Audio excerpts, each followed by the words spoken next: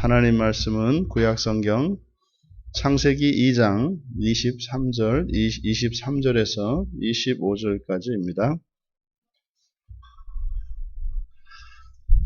우리 같이 한 목소리로 함께 읽겠습니다. 아담이 이르되 이는 내 뼈 중에 뼈요 살 중에 살이라. 이것을 남자에게서 취하여 쓴즉 여자라 부르리라 하니라. 이러므로 남자가 부모를 떠나 그의 아내와 합하여 둘이 한 몸을 이룰지로다. 아담과 그의 아내 두 사람이 벌거벗었으나 부끄러워하지 아니하니라. 아멘. 연합의 신비라는 제목으로 설교하려고 합니다. 이제 하나님께서 아담의 갈빗대를 취하여 그 아담의 갈빗뼈로 이제 여자를 만들었습니다. 그리고 이제 하나님께서 그 여자를 아담에게로 이끌어 오셨습니다. 그에 대한 이제 아담의 고백인데, 이는 내 뼈 중에 뼈요 살 중에 살이라. 이것을 남자에게서 취하였은즉 여자라 부르리라. 지금 이 아담의 이 고백, 내 뼈 중에 뼈요 살 중에 살이다 라고 하는, 이것은 1차적인 의미는 내 지체라는 의미이죠. 그대로 문자 그대로 뼈 중에 뼈요 살 중에 살이다 라고 하는 것은 내 지체 곧 한 몸이라는 뜻이죠. 맞죠? 과연 이 사람이 나에게서 만들어진 사람입니까? 뭐 이런 것이겠죠. 근데 그것이 완전한 아담의 완전한 만족과 기쁨의 표현이기도 하겠죠. 자신의 갈빗대로 하나님께서 만드셨는데 그것이 보기에 너무 좋았고 만족스러웠고 기뻤던 거죠. 그래서 이 두 가지 의미가 이 안에 담겨 있습니다. 이것은 사랑의 고백입니다. 마음이 이끌리고 만족스럽고 기쁠 때, 그리고 나와 동질감을 느낄 때, 여기에서 우리는 사랑을 느끼고 사랑을 고백합니다. 이 고백이 이제 성경 곳곳에 나오는데, 대표적으로 아가서 4장 10절에 이제 내 누이, 내 신부에 대한 신랑의 고백이 있습니다. 그러니까 솔로몬이 술람미 여인에 대한 그 사랑 고백인데, 내 신부야 내 사랑이 어찌 그리 아름다운지, 내 사랑은 포도주보다 진하고 내 기름의 향기는 각양 향품보다 향기롭구나. 통일한 사랑의 고백입니다. 이사야서 62장 5절에 보면 또한 이스라엘을 이제 헵시바와 뷸라라고 지칭을 하고, 이스라엘에 대한, 주님의 신부된 이스라엘에 대한 하나님의 고백인데, 마치 청년이 처녀와 결혼함 같이 내 아들들이 너를 취하겠고 신랑이 신부를 기뻐함 같이 내 하나님이 너를 기뻐하시리라. 이 헵시바라고 하는 말이 나의 기쁨이 이제 그녀에게 있다. 그러니까 그 여자는 나의 기쁨, 뭐 이런 뜻이죠. 같은 의미입니다. 그래서 아담이 하와에 대해서 하였던 이런 고백, 이 고백은 역사 속에서 부부를 이루는, 사랑하는 남녀 간에 부부를 이룰 때 서로에 대한 이런 사랑의 고백으로 계승되고 있죠. 그리고 이제 뒤에서 여자라 이름을 부르겠다. 여자라 이름을 부르겠다.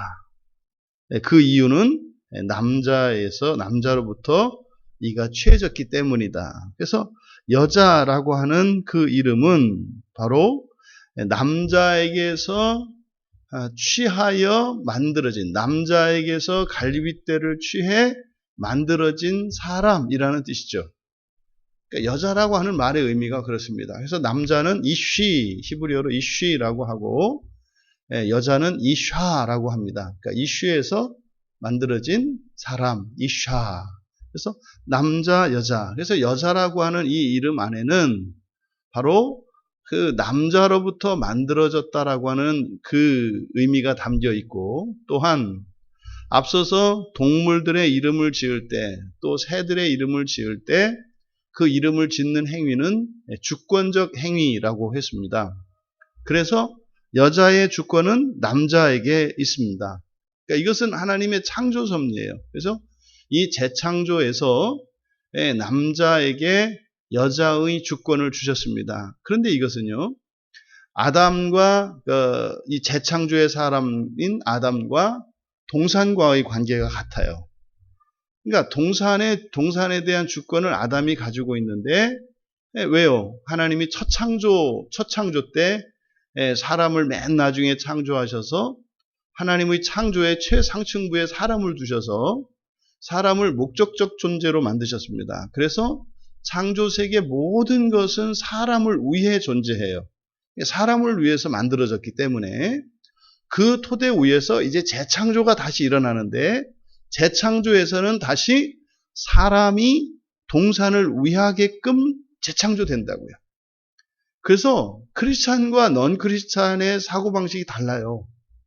인생관이 달라질 수밖에 없다고요. 그러니까 예수를 믿기 전에 이런 사람들을 첫 창조의 사람, 그러니까 신앙 있기 전에 옛사람, 우리가 이야기하는 옛사람, 이 사람들이 첫 창조의 사람들이죠. 그러니까 그 사람들은 자기 중심적으로 살 수밖에 없습니다. 그게 정상입니다. 그게 하나님의 창조 섭리가 맞아요. 그러니까 모든 게 나를 위하는 거예요. 그러니까 첫 아담인 아버지다. 그러면 아내고 자식이고 뭐 세상이고 할 것 없이 모두 다 나를 위해야 돼요. 첫 창조 자식이다. 그러면 이제 자식이 다 나를 위해야 돼요. 그러니까 이제 문제는 어떻게 됩니까? 그러면 첫 창조의 사람들은요, 다 자기중심적으로 생각하게 되어 있기 때문에 다 부딪히게 돼 있어요. 이게 첫 창조적 삶에서 일어나는 당연한 섭리예요. 그런데 이 세상이 완전하고 무한하면 다툴 일이 없거든요. 모든 자원이나 이런 것들이 무한하면 다툴 일이 없어요. 각자 취하면 되니까. 근데 문제는 죄가 들어온 뒤에 이 세상에 있는 모든 것은 완전한 것도 없고 또 모든 것은 제한되어 있기 때문에 경쟁에서 누군가는 가지면은 누군가는 가지지 못하게 되는 이런 일이 일어나죠. 그래서 끊임없는 경쟁과 갈등 속에서 살아가게 돼 있는 거죠. 그래서 그러면 재창조의 인간은 어떤 사람들이냐? 재창조의 사람들은 오히려 이타적인 사람이 되는 거예요. 오히려 섬기는 사람들이에요. 하지만 결국은 그렇다고 해서 주권은 동산이 사람에 대한, 이런 사물이 사람에 대한 주권을 갖고 있냐면 그렇지 않아요. 그러니까 나를 위하고 최고의 목적적 존재로 지어지는 사람, 최고의 존재로 지어진 사람이, 그에게 하나님이 자유를 주세요. 자유를 주면 그 자유를 가지고 무엇하게 되는 거예요? 섬기게 되는 거예요. 섬기게 되는 거예요. 그러니까 주권을 가지고 있고 자유를 가지고 있는 상태에서 섬기는 겁니다. 그러니까 이것이 재창조 인간의 특징이에요. 그래서 이 아담과 동산, 더 나아가 세상의 이 관계는 그러니까 이 남자와 여자의 관계가 같아요. 그러니까 그러면 남자가 주권을 가지고 있다. 그러니까 남자와 여자 사이에 남자가 주권을 가지고 있다. 그럼 첫 창조에서는 어떻게 돼요? 남자는 지배적인 위치에 있고 여자는 종속적인 위치에 있게 되는 거죠. 그런데 이것을 우리가 이제 재창조적 관점에서 이걸 이해하면 어떻게 되는 겁니까? 그러면은 남자가 여자를 섬기게 돼 있어요. 이게 이제 신약에 오면 에베소서 5장에서 어떻게 합니까? 남자가 여자를 위해서 자기 아내죠. 아내를 위해서 목숨을 다 바치잖아요. 목숨을 바치잖아요. 원래는요, 내가 살기 위해서 목숨을 취해야 되는 거죠. 그런데 내 자유로 주권을 가지고 있지만 내 자유는 이제는 이 재창조적 삶에서는 오히려 섬기게 된다 이 말이죠. 하지만 주권은 남자에게 있어요. 이것은 변함이 없어요. 그러니까 그러면 주권이 남자에게 있다 그랬을 때 이렇게 위계적으로 지배하고 종속받는 이런 사고는 어떤 사고다? 첫창조적 사고다. 첫창조적 사고다. 재창조적 사고는 권력이 있고 주권이 있다고 하는 것은 자유로 섬기는 것이 재창조적 사고다. 이것을 하지만 섬긴다고 해서 주권이 없는 게 아니다 이 말이에요. 마치 그런 거죠. 부모가 자식을 섬기잖아요. 근데 거기서 주권을 빼버려요. 그러면 이건 초창조도 아니고 재창조도 아니고 제3의 창조예요. 이게 뭐 근본도 없고 위도 없고 아래도 없고 의무도 없고 책임도 없어요. 그러니까 여러분, 재창조라고 하는 것은 초창조 위에서 재창조가 이루어지는 것이지 초창조 없이 그냥 재창조만 있는 게 아니다 이 말이에요. 그러니까 기독교인의 생활은 그가 속해 있는 시대와 그가 속해 있는 민족과 나라의 법과 도덕과 상식 위에 기독교가 세워지는 거지, 기독교는 그 사람이 살고 있는 그 시대와 그 민족의 이 법과 상식과 도덕을 그냥 깡그리 무시해버리고 사는 게 아니에요. 이거를 우리가 잘못 가르쳤기 때문에 마치 교회를 다니고 예수를 믿으면 기존의 전통 가치나 이런 가치 규범들을 무시하고 도덕을 인정하지 않는 것처럼, 대표적인 게 제사 문제란 말이에요. 그 제사 하나 때문에 하나님이 순교하라고 하셨겠냐고요.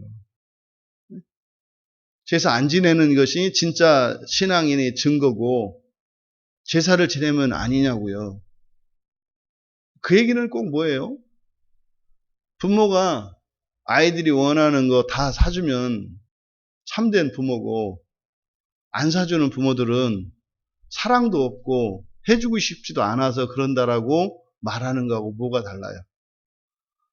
여러분, 온전히 하나님을 예배하고 싶고 뭐 부딪히지 않고 그러고 다 쉽지요. 그런데요, 울면서 제사상 앞에 절하는 경우도 있고요. 그러면서 기도하는 거죠. 하나님, 제가 이 제사상 앞에서 이렇게 지금 엎드려서 절을 하는데 하나님, 제가 너무 비참합니다.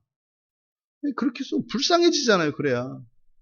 근데 거기서 이제 뻗대고 가정 형제 간에 그냥 다 분란 일어냈고 완전히 분열시키고, 집에 가면은 제사 지내니까 우상숭배라 나는 가지 않는다. 그러면서 교회 오면은 그 소갈머리 때문에 그냥 사람 가르고. 말도 안 되는 이런 잘못된 신앙생활. 재창조는 초창조 위에 세워져 있다는 것을 잊으시면 안 돼요. 하지만 재창조는 초창조를 초월해요. 그러니까 이것을 우리가 잘 우리의 삶 속에 적용을 해야 합니다.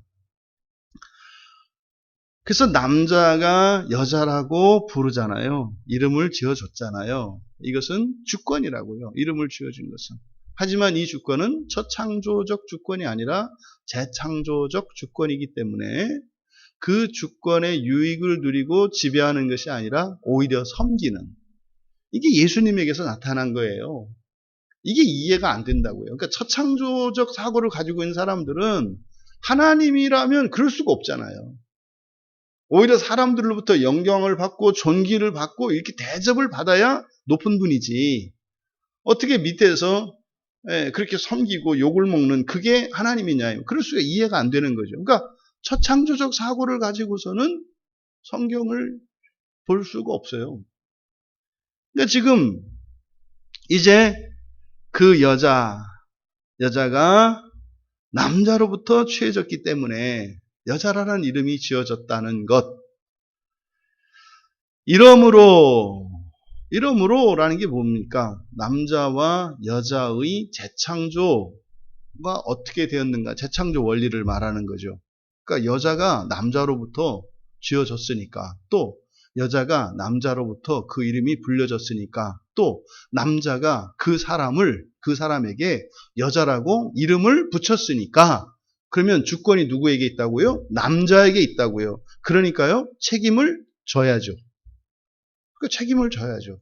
그래서요, 남자가 부모를 떠나 그의 아내와 합해요. 주권이 누가 있기 때문에? 남자에게 있기 때문에.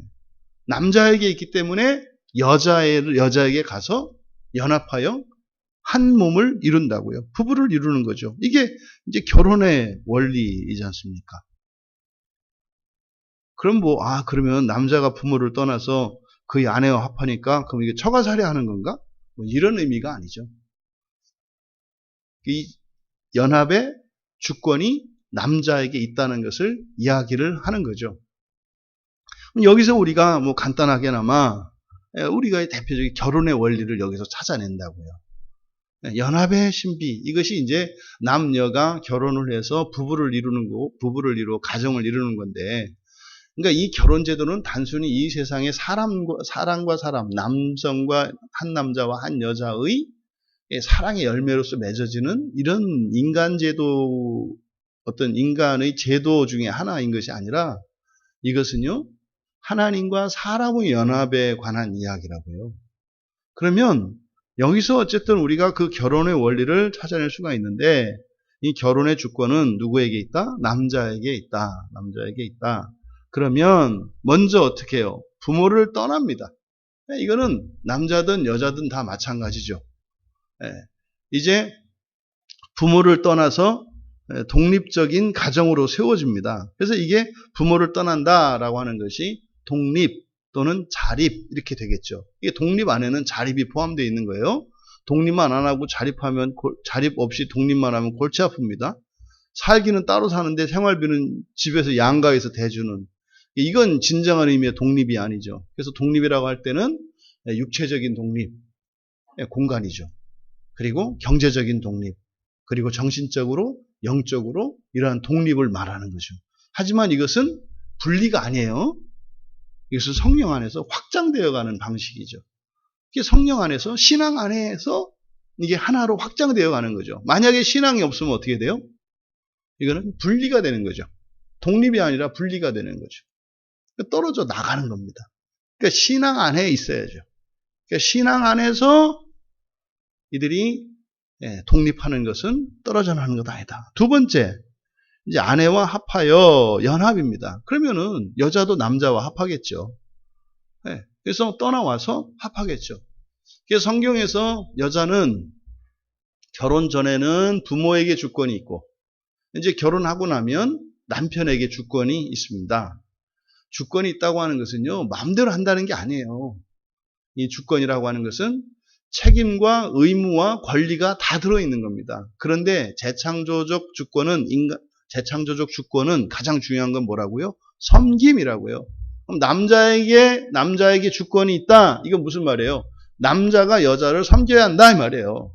주권이라니까. 그러니까 요즘 그 여성들이 주권을 갖고 싶다고 하는데, 그때 갖고 싶은 주권은 자기 마음대로 하고 싶은 거잖아요. 그게 아니라 이 말이에요.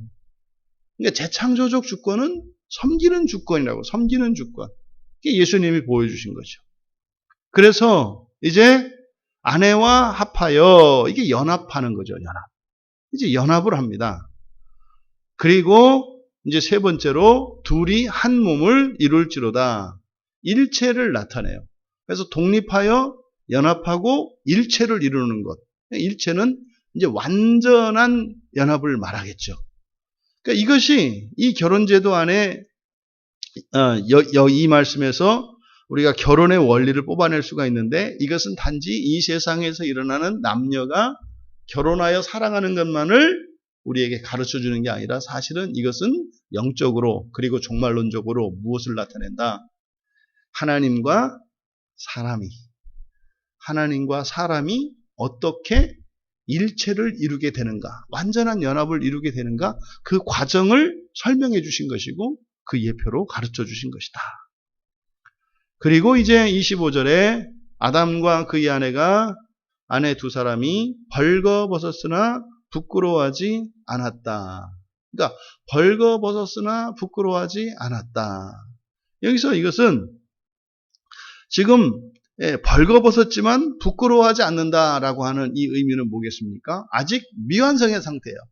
독립하여 연합을 이루었습니다만, 완전한 일체, 여기서 일체가 될 때는 남자와 여자, 남편과 아내, 이 두 사람이 완전해져야 되고, 그 완전함 안에서 완전한 일치를 이룰 수가 있는 거죠. 하지만 현재는 미완성의 상태예요. 그러니까 이것을 부끄럽다 했다 이 말이에요. 하지만 부끄러워하지 아니하였다. 여기에는요, 믿음이 있죠. 소망이 있죠. 사랑이 있죠. 그러니까 부끄러워하지 않을 수 있는 이유는 믿음과 소망과 사랑이 있기 때문입니다. 그럼 믿음과 사랑, 소망과 사랑이 의미하는 것은 무엇이에요? 내일의 발전 가능성입니다. 오늘이 아니라 완성을 향한 쉼없는 진전이 있을 것에 대한 믿음이고, 그리고 완전한 연합을 통해 일치될 소망을 갖는 것이고, 그래서 부족한, 아직 완전하지 않은 현재에도 사랑을 하면서 먼 후에 완전한 그 사랑을 향하여 나아가는 거죠. 그래서 이 세상을 살아가는 그리스도인들이 이렇게 재창조적 연합의 원리를 통해서 이 재창조적 사람인 그리스도인들이 이 연합의, 이 결혼의 원리를 이해하고 믿고 있다면 하나님 앞에서 우리가 우리 자신을 어떻게 해요? 부끄러워하지 않는다. 또 반대로 우리가 주님을 부끄러워하지 않는다. 우리도 우리의 신앙을 부끄러워하지 않습니다. 그렇고요. 그러면 주님도 우리를 부끄러워하지 않으세요. 그러니까 예수님께서 마가복음 8장 38절과 누가복음 9장 26절에 기록된 대로 나와 내 말을 부끄러워하면 다시 올 때 인자가 아버지의 영광으로 거룩한 천사들과 함께 올 때 그 사람을 부끄러워하리라. 그러면요, 우리가 첫째 부활에 대한 확실한 무슨 보증을 원하잖아요. 내가 진짜 첫째 부활에 참여할 수 있는지, 지옥 가지 않고 갈 수 있는지 그 보증을 원하잖아요. 그러니까 보증서는 여러분 안에 있고 여러분이 그걸 꺼내고 안 꺼내고의 차이예요. 뭐예요? 부끄러워하지 않는 것.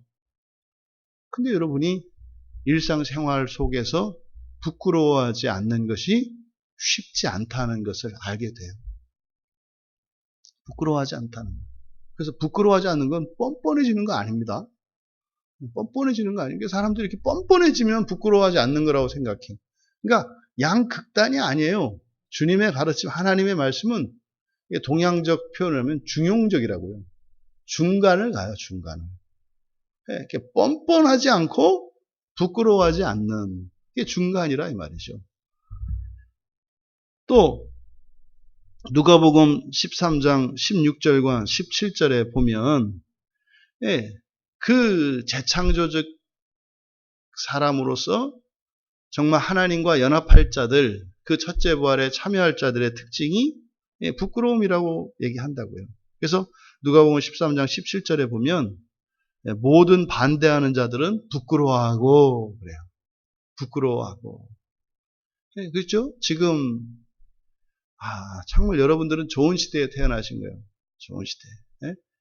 이렇게 그냥 자기 마음대로 막 이렇게 살 수 있는 세상이어서 사실 우리가 방향을 잡기가 어려운데 적당히 이렇게 이제 박해 아닌 박해도 있고 이렇게 신앙생활하는데 이렇게 긴장 아닌 긴장도 있는 이런 시대를 지나는 것은 신앙인들에게는 정말 복입니다. 어제도 또 여론조사 하나가 나왔어요. 어제도. 이렇게 보니까 우리나라에서 코로나를 가장 확산시키는데 이바지한 곳, 교회들만요. 그래서 가장 가면 안 되는 곳, 이 코로나 사태에서 가장 가면 안 되는 곳. 그래서 영화관, 마트, 이런 거를 쭉 해놨는데요. 단연 1등이 교회더라고요. 이게 교회를 가면 코로나가 확산되는 거예요. 그러니까 여러분들은 아주 참 훌륭한 분들이실 거예요. 그러니까 여기서는 참 훌륭하고 바깥에서는 참 못됐고 저밖에 모르고 이런 거죠. 이게 뭐예요, 여러분? 부끄러움이에요. 내가 나의 신앙을 부끄러워하지 않고 하나님을 부끄러워하지 않는 것 뭡니까? 사람들이 이러나 저러나 그냥 때 되면 가서 하나님께 예배하고 나가서 기도하고 또 기회가 되면 예수를 전하고 그런 거죠. 때리면 맞고 욕하면 욕 먹고 욕 먹으면 오래 산다니까 좋고 그런 거죠. 근데 여러분 부끄러워하지 않는 것 그러니까 그대로잖아요.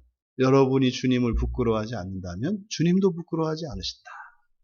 여러분이 여러분의 신앙을 부끄러워하지 않으면 하나님도 천사들 앞에서 여러분들을 부끄러워하지 않는다. 무슨 말이에요? 천사들도 인정한다 이 말이에요. 아, 맞네요, 주님. 사람이 우리보다 더 위대하네요. 라고 고백한다는 거죠. 여러분, 그 영광을 누릴 수 있게 되기를 바랍니다. 그래서 계시록 21장 2절에 보면 물론 지금은 우리가 스스로 보면 부끄럽지 않을 수 없는 존재들이에요. 그런데 뭐라 그랬어요? 부끄러워하지 않았다라고 하는 것은 바로 믿음과 소망과 사랑 안에 있기 때문에 그랬다 그랬잖아요. 근데 거기엔 지식이 있어야 한단 말이에요. 근데 계시록 21장 2절에 보면 하늘에서 내려오는 거룩한 성 새 예루살렘이 나와요. 근데 그 예루살렘이 어떻더라? 신부가 남편을 위하여 단장한 것 같더라. 이게 무슨 말입니까? 그날에 우리가 부활을 하게 되면 하늘에서 새 예루살렘 성이 내려와요. 그것은 우리가 부활하는 거예요. 부활해서 참여하는 거예요. 거기에 부족함이 없고 흠이 없고 완전하더라 이 말이에요. 완전하더라. 그래서 우리의 소망은 어디에 있어요? 여러분의 소망은 부활에 있어요. 그래서 여러분 거울 앞에다 부활이라고 이렇게 써놓으면 좋겠어요. 빨간 펜니로 이렇게 부활. 거울 볼 때마다 거기서 이렇게 현재 자기를 보는 게 아니라 부활의 영광의 모습을 영적으로 이렇게 그래서 가끔은 눈도 사팔이 되는 이런 사실 일상의 이런 생활이 있었으면 좋겠어요. 여러분 말씀을 정리합니다.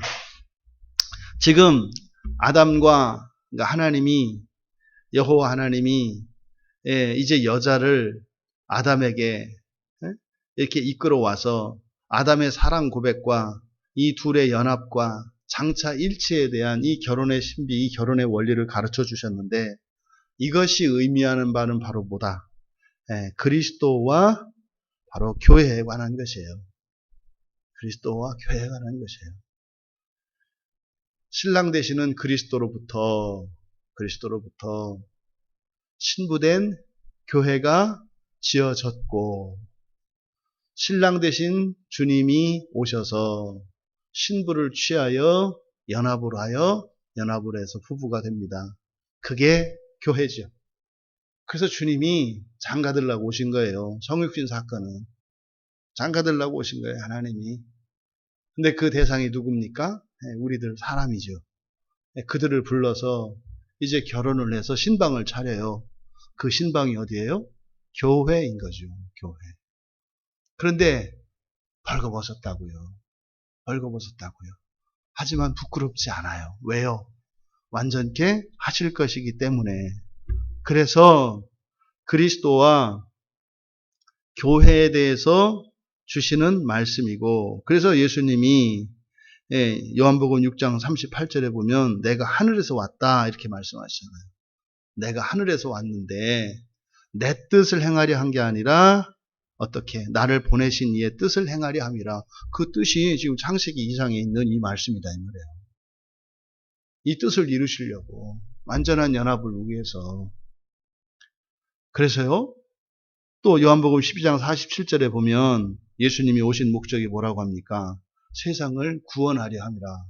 그래서 가끔 부부 사이에 농담 비슷하게 그런 얘기 하잖아요. 이 사람 내가 구원했어요. 뭐 이런 거. 이제 성경을 알고 하는 건지 그냥 하는 건지 그냥 했는데 일반 계시 안에 드러난 거죠. 그래서 남자가 여자와 결혼했을 때 구원했다 이렇게 얘기하는 거예요. 근데 그 구원이 10원이 아닌 구원이면 인생 망하는 거고 구원이면은 이제 정말 이거 인생이 되는 거고. 그러니까 예수님께서 이 땅에 오신 목적이 바로 주님의 신부를 취하기 위해. 여러분들이 다 주님의 신부들 아니에요. 한 분 한 분 다 찾아가셔가지고 여러분 부르셨잖아. 그래서요 연합을 이뤘잖아요. 여기 교회잖아요. 여기가 여러분의 신방이라고요. 여기가 여러분의 신방이라고. 그래서 우리가 이렇게 그리스도와 어떻게 연합을 합니까? 성령을 받음으로. 그래서 우리가 거듭나잖아요. 그렇죠? 세례를 받을 때 우리가 성령이 우리 안에 내주하신다고요. 그래서 주님과 한 몸이 돼요. 세례를 받음으로써. 그래서 어떻게 해요? 같이 결혼했으면 한솥밥 먹잖아요. 한솥밥 먹는 게 뭐예요? 성찬에 참여하는 거잖아요. 세례는 결혼하고 성찬은 한솥밥 먹는 거예요. 물론 이 세례는 약혼식이에요. 결혼식은 나중에 할 거예요. 왜? 아직 우리가 벌거벗었잖아요. 아직 신부 단장이 안 됐다고요. 그래서 약혼식을 하고 그리고 그래도 한솥밥을 먹고 그동안 우리는 뭐 하는 거예요? 이제 신부 단장하고 그리고 이제 진짜 주님도 단장하시고 온단 말이에요. 어떻게? 하나님의 영광으로.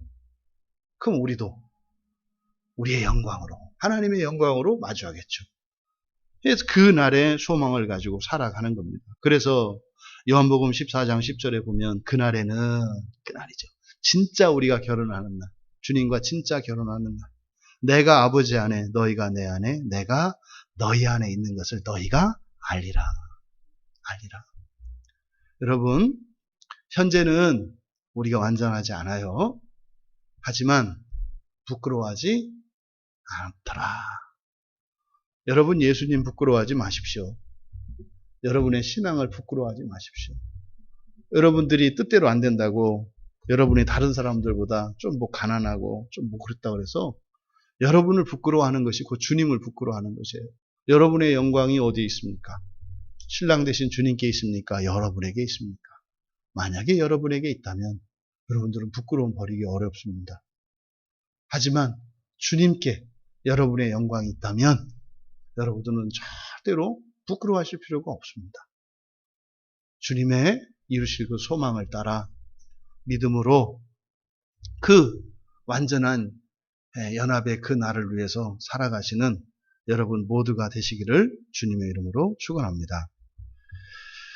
존귀하신 하나님, 창세기 2장에 기록된 이 말씀이 단순한 인간사에 관한 것이 아니라 창조하신 하나님과 피조물된 저희들 사이에 놀라운 본성의 변화를 통하여 하나님과 완전한 연합이 될 것을 계시하신 말씀인 것을 저희들이 믿으며 감사하며 받았습니다. 저희들이 어떠한 존재인지 늘 잊지 않게 하여 주시고 저희들의 영광과 소망이 주님께 있사오니 저희들이 살아가는 인생의 한날 한날이 존귀한 삶이 되게 하여 주시고 주님을 부끄러워하지 않으며 어떠한 경우에도 저희들을 부끄러워하지 아니하시는 주님의 사랑을 닮아가며 거룩한 소망 안에 거하게 하옵소서. 감사하며 예수님의 이름으로 기도하옵나이다. 아멘.